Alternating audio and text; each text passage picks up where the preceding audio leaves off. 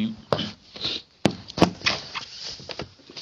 اعوذ باللہ من الشیطان الرجیم بسم اللہ الرحمن الرحیم صم بکم عمی فہم لا یرجعون صدق اللہ العظیم رب اشرح لی صدری ویسر لی امری واحلل عقدۃ من لسانی یفقہوا قولی آمین یا رب العالمین۔ تجوید القرآن کے سلسلے کا یہ 5واں درس ہے، الدرس الخامس۔ یہ عربی میں لکھتا ہوں تاکہ ایک ایک یاد ہوتا رہے آپ کو۔ درس تو عام ہے، رابع خامس تو گنتی، لیسن نمبر 5۔ اب جو ہم بات کر رہے ہیں، یا تھوڑا سا پچھلا تعارف کرا دوں کہ زبر زیر پیش ہم نے پڑھی، حرف پڑھا، اور تیسرے لیسن میں ہم نے حروف مدہ پڑھے، الف یا واو، کہ جب یہ آ جائیں تو آواز تھوڑی لمبی ہو جاتی ہے، ورنہ حرکت کی آواز آدھی ہوتی ہے، اس کو لمبا کھینچ کے پڑھنے سے اس کا حسن خراب ہو جاتا ہے۔ تو ہم نے زبر پڑھی، زبر زیر پیش پڑھی، حرف پڑھا اور حروف مدہ پڑھے۔ چوتھا جو لیسن ہے اس میں ہم نے شروع کیا تھا تنوین۔ اب تنوین کیا ہے؟ جب کسی حرف پہ 2 زبر آ جائیں تو اس میں نون کی آواز پیدا ہو جاتی ہے، 2 زیر 2 پیش، یہ بھی نون کی آواز دیتا ہے۔ مثال کے طور پہ با کے اوپر اگر ہوں تو با 2 پیش بن، با 2 زبر بن، با 2 زیر بن، تو اس کو تنوین کہتے ہیں۔ اور نون ساکن بھی اس سے ملتی جلتی چیز ہے۔ مثلا با کے اوپر زبر آگے نون لکھ دیا ظاہری طور پہ، تو یہ بھی بن ہوا، با زیر نون بن، با پیش نون بن، تو گویا 2 زبریں یا نون ظاہر کر کے لکھا جائے ایک ہی بات، آواز ایک جیسی آئے گی۔ اس لیے ان کے جو قواعد ہیں تنوین اور نون ساکن کے وہ ایک ہی ہیں کہ ان کو پڑھنا کیسے۔ اب پچھلے درس میں ہم نے، اب بظاہر اس میں دیکھیں آپ، نون کی آواز آ رہی ہے، 29 حرف ہے نا، جس پہ بھی 2 زبریں 2 پیشیں 2 زیریں لگائیں گے تو آپ کو نون کی آواز آئے گی۔ میں اس کی مثال آپ کے سامنے رکھتا ہوں۔ یہ 3 لفظ ہیں جو میں نے اس آیت سے نکالے ہیں، تو آپ ان کو پڑھیں تو یہ کیا پڑھا جائے گا؟ میم 2 پیش من، اور اگلا ہے بک من، اور اگلا ہے یون۔ تینوں میں آئی آواز؟ اچھا، جب یہ ٹیکسٹ میں جائیں گے تو ان کی آواز یہ نہیں رہے گی، ضروری نہیں کہ یہ رہے، ہو سکتا ہے یہ بھی رہے، اور یہ بھی ہو سکتا ہے کہ یہ بدل جائے۔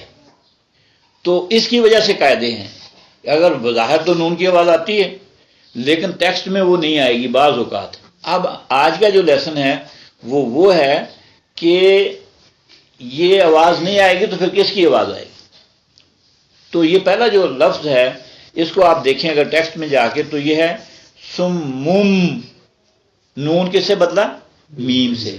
وجہ کیا ہوئی؟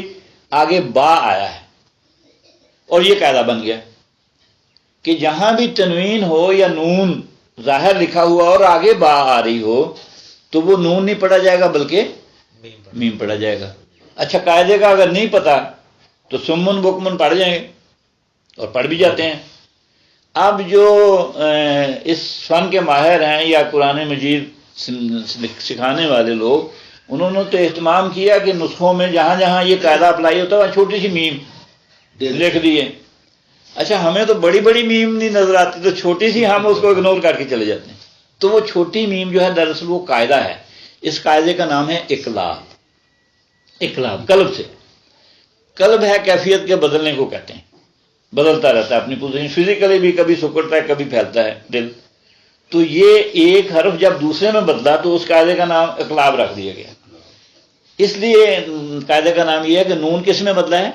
میم میں۔ اچھا، 29 حروف میں یہ واحد ہے اکیلا حرف با، باقی 28 نہیں۔ آسان ہوگی بات؟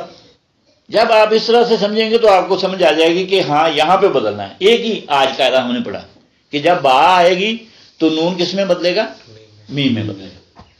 یہ پکا ہو گیا تو آگے چلیں۔ اگلا ہے بکمن۔ اس کے میم کے اوپر جو 2 پیشیں ہیں اس کے بعد حرف آ رہا ہے آئین۔ وہ آئین کے مخرج کو آپ اگر کیٹیگرائز کریں تو یہ کن حروف میں آتا ہے؟ آئین کہاں سے نکلتا ہے؟ حلق سے۔ ان کو کیا کہتے ہیں حروف کو جو حلق سے نکلے؟ حروف حلقی. تو عین جو ہے وہ گلے سے نکلتا ہے. تو اس کے اور ساتھی جو 5 وہ بھی ہیں، وہ بھی سن لیں کون کون سے. حمزہ ہا آنکھوں والی، عین یہ بذات خود آ گئے یہاں، اور ہا حلوے والی. ہا دوسری ہا آنکھوں والی نہیں، وہ ہا ہے، اور یہ ہا ہے. یہ ہم فرق پہلے پڑھ بھی چکے ہیں سبق نمبر 1 میں. اچھا، جب حروف حلقی میں سے ٹوٹل 6 ہیں، حمزہ ہا، عین ہا اور غین خا، یہ 6 آئیں تو نون کی آواز آئے گی جی. یہاں پڑھا جائے گا یون، بک من. اس لیے بک من پڑھا جائے گا کہ آگے عین آ رہی ہے.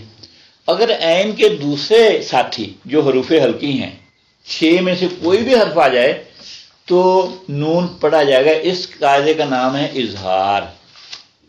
اظہار کا مطلب یہ ہے کہ یہاں نون کی آواز کو ظاہر کر کے پڑھنا ہے. ٹھیک ہو گیا؟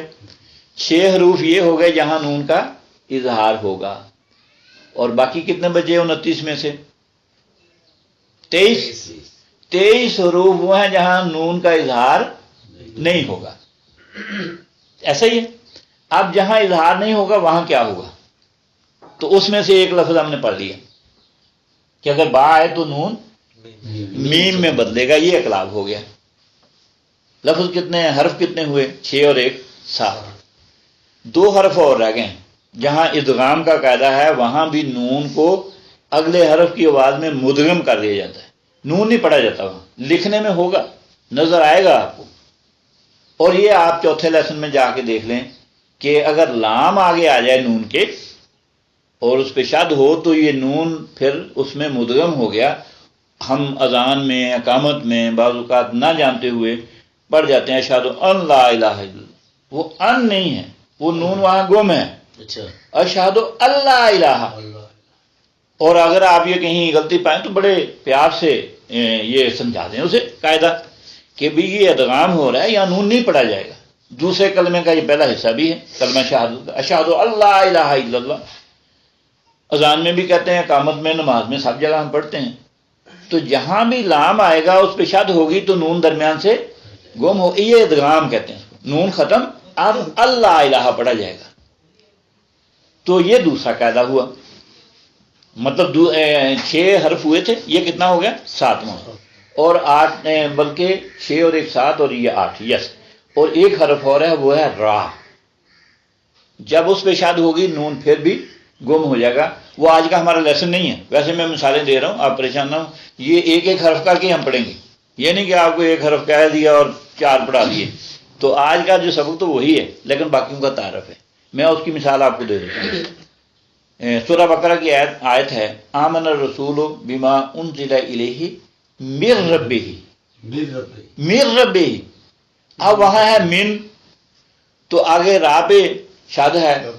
تو ہم عام قاری پڑھنے والے کہتے ہیں کہ نہیں یار، نون تو ہے نا درمیان میں، تو وہ شاد بھی پڑھنے کی کوشش کرتے ہیں اور نون بھی پڑھنے کی کوشش کرتے ہیں. تو ان کی پھر آواز آتی ہے من ربی. نون بھی پڑھنے کی کوشش کرتے ہیں، را بھی. اچھا، نہ نون صحیح سے پڑھا گیا نہ را پڑھا گیا. نون تو تب پڑھنا جب حروف حلقی ہو، ورنہ تو پڑھنا ہی نہیں ہے. تو جب آپ نے نون پڑھنے کی کوشش کی تو وہ را والی شد جو ہے جس میں شدت آنی تھی اس کا حق ادا نہیں ہوا، تو لہذا پڑھنے میں خوبصورتی غائب ہو گئی. اب آپ نیٹ شیلس کا کنکلوژن یہ نکلا کہ 6 حروف حلقی حمزہ ہا، عین ہا، غین خا یہ ہو گئے. حرف با ہو گیا، لام ہو گیا اور را ہو گیا. یہ 9 حرف ہیں جن پہ قاعدے ہیں کہ یہ ایک میں نون کو ظاہر کر کے پڑھا جائے گا اور دوسروں میں کہیں نہیں پڑھا جائے گا، کہیں بدلا جائے گا. باقی جو حروف ہیں اس میں وہ ناک میں آواز جاتی ہے، اس کو گنا کہتے ہیں. جب ان کی باری آئے گی ہم انشاءاللہ دیکھیں گے. تو آج ہم اسی پہ اکتفا کرتے ہیں کہ آج ہم نے اس آیت کے ذریعے سے پہلا قاعدہ سم مم یہاں اقلاب ہے، بک من یہاں اظہار ہے، یہ گناہ ہے. اس کی میں نے بات آپ کو نہیں سمجھائی ہے، لیکن آپ دیکھیں کہ تینوں جو من یون تھا اب یہ ایسے نہیں رہا. اب میں اس کو قاعدے کے لحاظ سے دوبارہ پڑھتا ہوں، آپ بھی مشق کریں گے. اور اس کا مشق کے اندر پڑی ہے مشق آپ کو تمرین نمبر 3 یا 4 آپ کھولیں گے تو وہاں مشق آپ کو مل جائے گی کرنے کو. اس کو پڑھا جائے گا صم بکم عمی فهم لا یرجعون. صم بکم، صم بکم، من پہ رک جانا ہے، یہ دونوں لمبے ہیں. صم بکم عمی پھر لمبا ہے. تو اب ایک ہی چھوٹی سی آیت میں 3 قاعدے اپلائی ہو گئے. صم بکم عمی فهم لا یرجعون. صدق اللہ العظیم. وآخر دعوانا الحمد للہ رب العالمین.